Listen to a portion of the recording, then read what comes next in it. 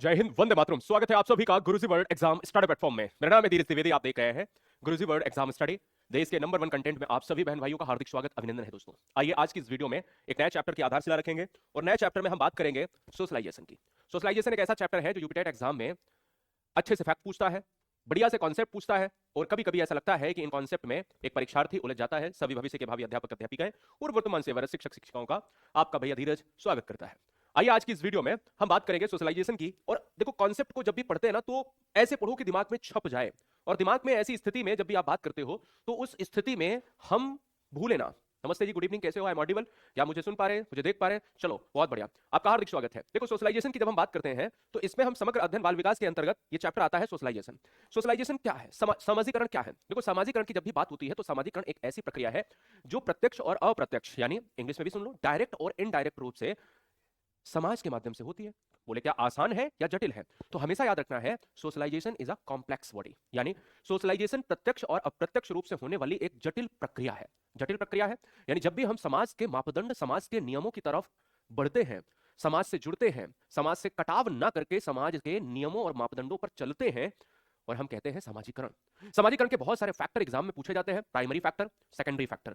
कई कई बार एग्जाम में यह पूछ लिया जाता है कि बताइएगा कि प्राइमरी एजेंट क्या है और सेकेंडरी एजेंट क्या है, यानी प्राथमिक एजेंट या प्राथमिक कारक क्या है सामाजिकरण का, और द्वितीय कारक क्या है। कैसे हो आप सब? बहुत बढ़िया, नमस्ते, बहुत बढ़िया बहुत बढ़िया। चलो, सब कुछ, सारे लोग हैं यहाँ पर, ठीक है। अविनाश जी है यहाँ पर, बहुत बढ़िया। सारिका है, सुमन है, पूजा है, और सोनी है, दीप्ति है, निधि शुक्ला है, बहुत बढ़िया। नंदिनी पांडे है, नमस्ते जी नमस्ते।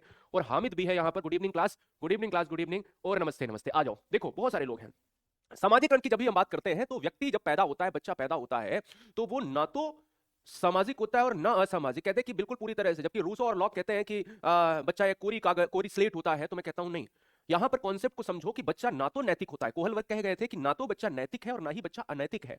यहां समझने की बात यह है कि देखो, बच्चा जन्म से कोरी स्लेट और उदासीन होता है, बिल्कुल क्लीन होता है।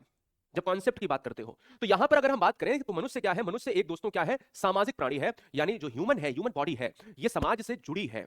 और जब जुड़ी है तो वो समाज के नियमों के प्रति, अब नियमों के विरुद्ध चलोगे तो असामाजिक कहलाओगे, और हो सकता है कि समाज के नियमों के विपरीत चलो तो समाज में लोग रहने नहीं देंगे आपको। तो यही मैं आपसे कह रहा हूं कि मनुष्य एक सामाजिक प्राणी तब कहलाता है जब समाज के नियमों की तरफ बढ़ता है, नियमों के ऊपर चलता है। तो कहा जाता है कि समाज के विरुद्ध नहीं है, समाज के अनुकूल है, प्रतिकूल नहीं है। तो जन्म के समय बच्चा ना सामाजिक होता है ना असामाजिक होता है। याद रखना, जब बच्चा पैदा होता है तो ना तो नैतिक होता है, ना अनैतिक होता है, ना सामाजिक होता है, ना असामाजिक होता है। ना ही वह असामाजिक, ना ही वह सामाजिक, ये दोनों चीजों का सार यहां पर दिया।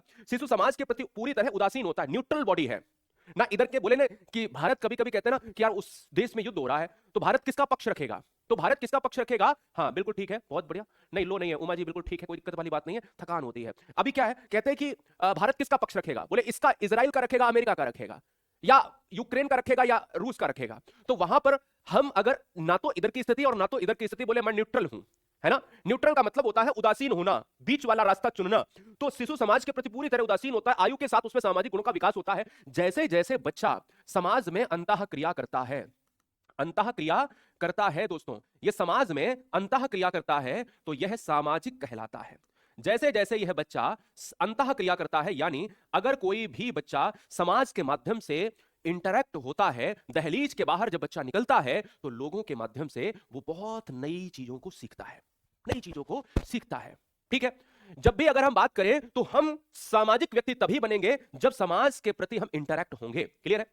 जब आप डेवलपमेंट की बात करते हो तो कहते हैं कि विकास की गति, अब विकास की गति समाज से क्यों जुड़ी है? समाज से भी जुड़ी है क्योंकि एक तो मुझे हेरिडिटी से मिल गया, माता पिता और पूर्वजों के जो शारीरिक गुणों का हस्तांतरण है वो मेरे शरीर में आ गया कि मैं कितना लंबा होऊंगा। ये डिपेंड करेगा कि हमारे बाप दादा कैसे थे, हमारी मम्मी और ननिहाल का पक्ष कैसा था। लेकिन पैदा होने के बाद जो मुझे एक एनवायरमेंट मिलेगा वो हमारा समाज तय करेगा कि वो हमारे लिए अनुकूल है या प्रतिकूल है, हम उसमें बैलेंस बनाए या हम खुद इम्बैलेंस हो जाए। तो इसका मतलब यह है कि विकास की गति निरंतर चलने वाली एक जटिल प्रक्रिया है। कहां पर? सोशलाइजेशन के विकास की बात कर रहा हूं मैं।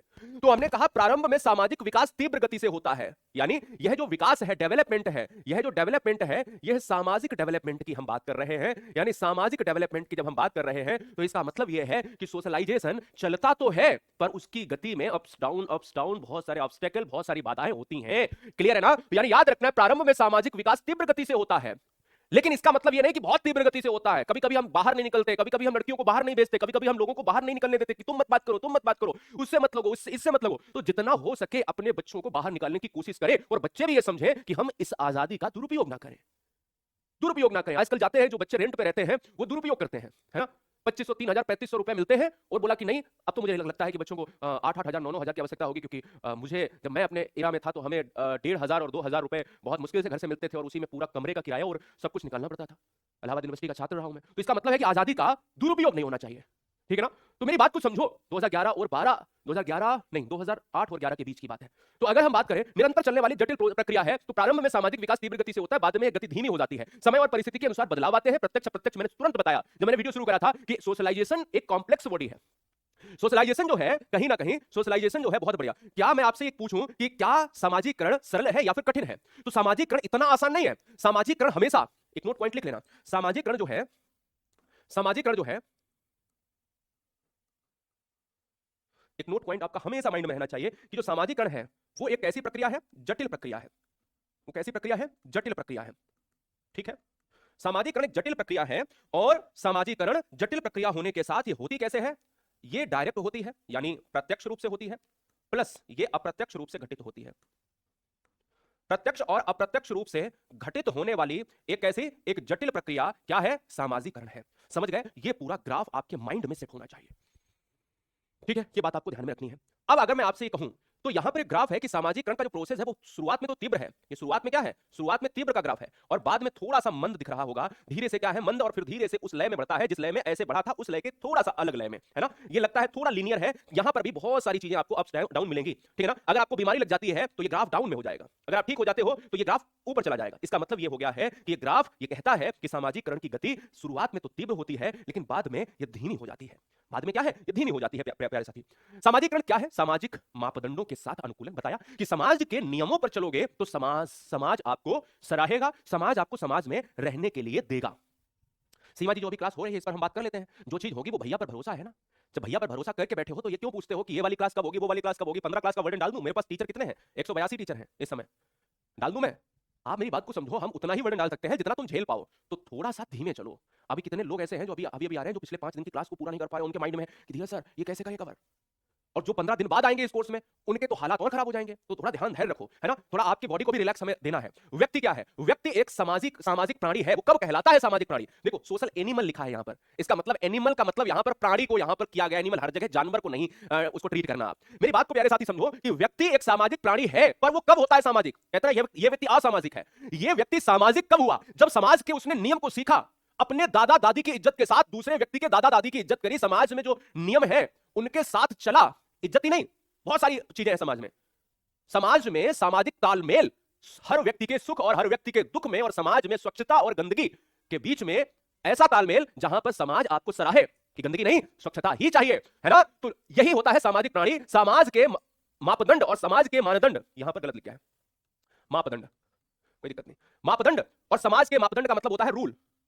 अब रूल की जब भी बात होती है तो आपको बता दिया, समाज के नियम और रिवाजों को अपनाना, ठीक, ये केवल रीति रिवाजों को पारित करने की सरल प्रक्रिया नहीं है, एक्चुअल में प्रोसेस है, जटिल प्रक्रिया, ठीक है ना? और ये व्यवस्थित और रैखिक दिशा में बढ़ने वाली प्रक्रिया है। ये तो बात हमने कर ली, क्लियर है बात, बहुत बढ़िया। अब अगर मैं बात करूं सामाजिकरण के प्रकार, तो 2 प्रकार पढ़ने पड़ते हैं, चैप्टर हो जाता है खत्म।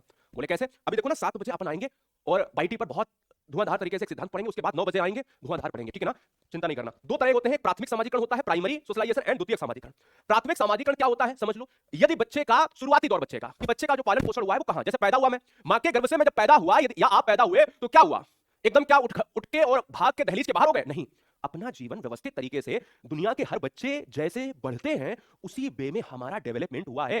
पालने में धीरे से घुटनों के बल, धीरे से दीवार पकड़ना और धीरे से दौड़ना गिरना, दौड़ना गिरना और बहुत तेजी से दौड़ना।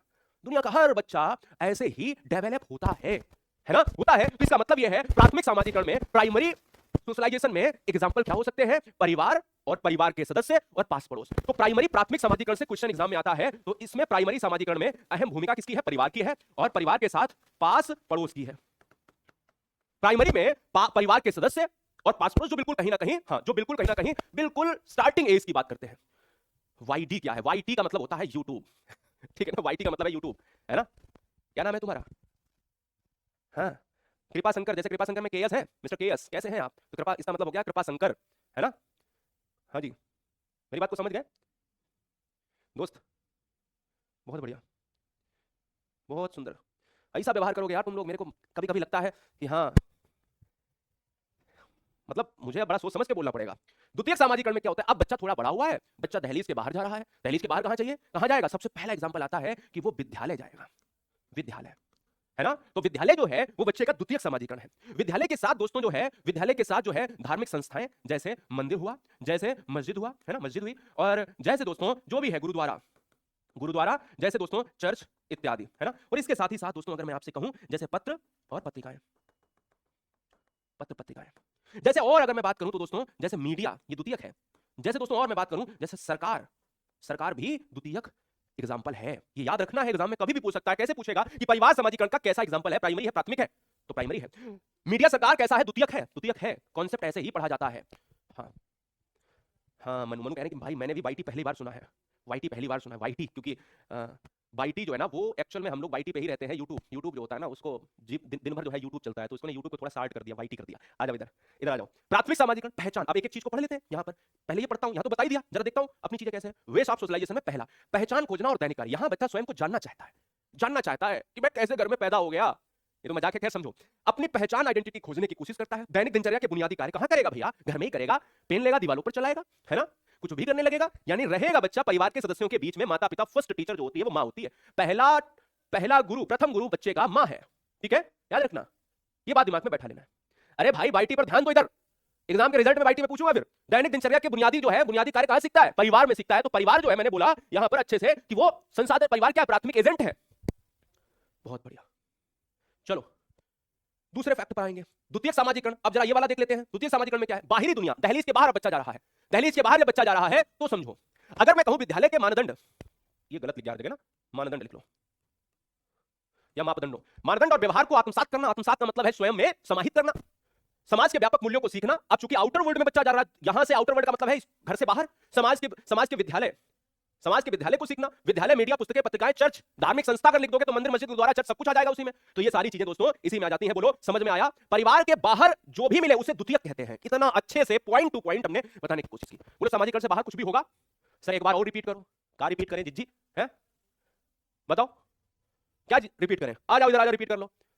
देखो भाई, चलो कर देंगे, अभी रुक जाओ। प्रमुख एजेंसियां, मेजर एजेंसीज भी हैं। जैसे प्राथमिक में परिवार आता है और समुदाय द्वितीयक में आता है। समुदाय मतलब दहलीज के बाहर, है ना। बालक बीच में, बालक प्राइमरी, इसके अलावा द्वितीयक बता दिया। फिर समान समूह, पीर ग्रुप का मतलब है बाहर ही उसके मित्र मिलते हैं। समान समूह का मतलब है कि जो एज वाले, हम उम्र वाले हैं, जिनके साथ बच्चा खेलना चाहता है। यहां पर औपचारिक शैक्षिक संस्थान, औपचारिक का मतलब क्या हो गया, अनौपचारिक संस्थान वो होता है जो परिवार, और औपचारिक का मतलब होता है विद्यालय। तो विद्यालय में जब बच्चा सीखने जाएगा तो वो औपचारिक है। ठीक है, हाँ ठीक है, बहुत बढ़िया, बहुत बढ़िया। आ जाओ, अब जिज्जी ने कहा है कि थोड़ा सा मेरे को बताओ, जिज्जी है या कोई भी है बताओ जरा। ठीक है, कोई बात नहीं, इसको देखो दिमाग में ना लेना, क्योंकि आपको तो पता है जो नए लोग हैं वही कह सकते हैं कि हम दोबारा बताओ। हम तो 4 बार बताएंगे, तो मेरे से 7 बार पूछोगे हम बताएंगे। रीजन समझो ना मेरी बात को। अब बताते हैं या नहीं बताते, पुरानी क्लासेस देखो उठा के, बताते हैं या नहीं बताते। पहले एक बार ना एग्जाम पॉइंट को देखो, एग्जाम पॉइंट को अच्छा दोबारा यहां पर बता ही दे, नहीं तो जिज्जी नाराज हो जाएंगे। सामाजिकरण के प्रमुख 2 कारक होते हैं। पहला है प्राथमिक सामाजिकरण, जहां पर दहलीज के अंदर बच्चा सीखता है। जैसे क्या है, जैसे अपने ही घर में जो माता पिता है। तो परिवार सामाजिकरण का प्राथमिक उदाहरण है। पास पड़ोस की बात करें, यानी जो पास पड़ोस का मतलब ये नहीं सोचना कि नहीं वो दहलीज के बाहर हो गया तो नहीं, विद्यालय तक नहीं जा रहा, तो इसका मतलब यहां तक सीमित है। 2 ही चीजें आती हैं प्राथमिक में। द्वितीयक में जब बच्चा जो है बाहर जाता है, मित्रों से मिलता है, स्कूल में जाता है तो नए मित्र बनाता है, समाज में जाता है, मीडिया देखता है, मीडिया में जो है इंटरैक्ट होता है। जैसे अखबार हुआ वही मीडिया, जैसे आप न्यूज़ देख रहे हो, सरकार हुई वो, है ना। इसी के तहत जो है वो सारी चीजें आपको समझनी है। फिर वो दुख होता है तो वो मंदिर चला जाता, मुस्लिम भाई मस्जिद चले जाते, फला फला चर्च चले जाते और गुरुद्वारा चले जाते। तो ये है द्वितीयक में, है ना। तो एक बार देख लो प्राथमिक सामाजिकरण, जहां पर बच्चा घर के अंदर रहता है, परिवार, माता उसकी पहली गुरु है। दूसरा बाहरी दुनिया से इंटरैक्ट होना, जैसे विद्यालय, मीडिया, पुस्तकें, पत्र जो पत्रिकाएं और सरकार और पीर ग्रुप यानी समूह जो हम उम्र के हैं। ठीक है, हाँ संजय सिंह पढ़ाई पे ध्यान दो, है ना। अब वो तुम्हारी उम्र नहीं होगी कि जहां तुम मुझे बताओगे। आ जाओ, हो सकता है तुम्हारे हो, है, आ जाओ पढ़ाई पे ध्यान दे। तो यहां पर आ जाओ। अभी कल मेरे पास ना फोन आ गया है, मैम कह रही हैं, अब वो भी देखेंगे, मैम कह रही हैं कि सर जी आप बेइज्जती कर देते हो। अरे बेइज्जती हम तो पहले दिन से क्लास में कह रहे हैं कि बेइज्जती उनकी होती है जिनकी कोई इज्जत होती है। तो हम ये कह रहे हैं कि क्लास पढ़ो, मौज में पढ़ो क्लास। पता चले कि एग्जाम में सीरियस हो, यहाँ सीरियस हो गए तो फिर अस्पताल में कौन सीरियस होगा भाई? अस्पताल में क्या कॉमेडी होगी क्या? यहाँ सीरियस हो जाओगे। आ जाओ, मौज में पढ़ाते हैं। लास्ट पॉइंट को करेंगे खत्म, सीधे पूछे जाने वाले प्रश्न। सामाजिकरण, सामाजिक मानदंडों यानी मापदंडों की बात कर रहे हैं। मापदंडों की जब हम बात करेंगे तो मापदंडों के बीच में क्या है, अनुकूलन है। यह प्रत्यक्ष अप्रत्यक्ष रूप से जटिल प्रक्रिया है। विद्यालय के मूल्यों को आत्मसातीकरण करना, क्योंकि विद्यालय कहां पर आता है, द्वितीयक में आता है।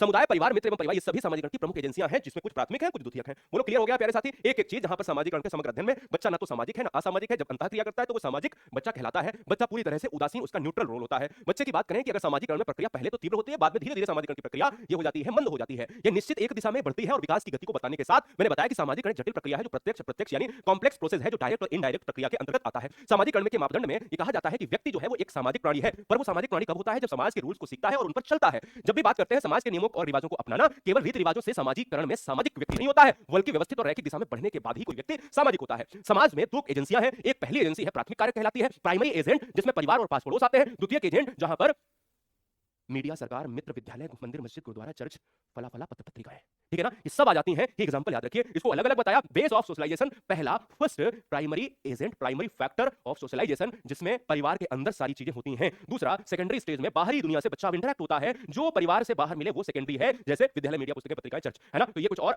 बहुत सारी और लास्ट एग्जाम पॉइंट, ये 3 बार बताया, अब और बताओ 4 बार और बताओ, ये चैप्टर हो जाता है खत्म। कल करा देंगे, कल अगर मेरी क्लास होती है, क्योंकि अभी थोड़ा सा मैं बिजी चल रहा हूं, है ना। हाँ, क्लास में जल्दी मैं नहीं रोकता हूं। ट्राई मैं करूंगा कि कल मैं पूरे सप्ताह